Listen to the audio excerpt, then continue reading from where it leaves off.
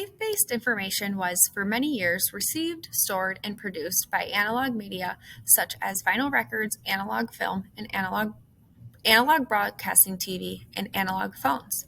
Analog technology are characterized by their preservation of waveforms.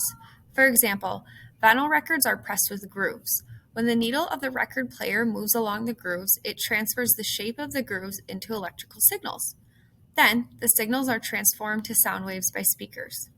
Analog phones transform sound wave energy into electrical energy by using an electromagnet. The electrical signals are transmitted along copper wire to the destination phone. The destination's phone earpiece then converts the electrical signal back to sound waves using a speaker. The fact that analog signals preserve the original shape of sound waves is sometimes considered an advantage. However, analog signals tend to become distorted over long distances. This is because of the properties of the waves, such as their frequency and amplitude, change when they interact with matter. In addition, the media used in analog devices, such as records and speaker heads, cause distortion when their components begin to wear out. When you created a method of sending information by pulses of the light in getting started, you used a method similar to digital communication. Digital communication is a binary code.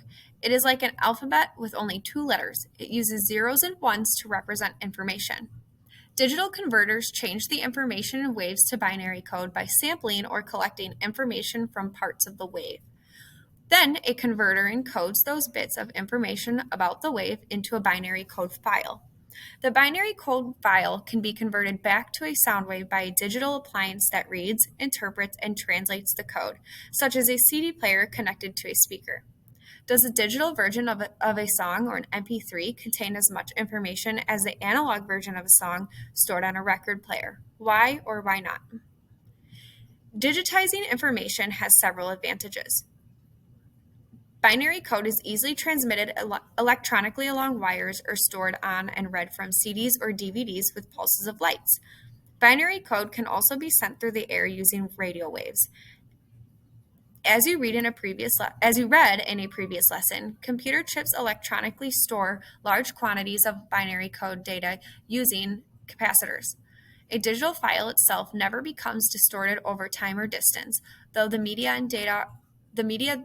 data are stored on, such as CDs or flash drives, can break or become outdated. Compared to analog methods such as digitalized signals are a faster and more reliable way of sending information over long distances.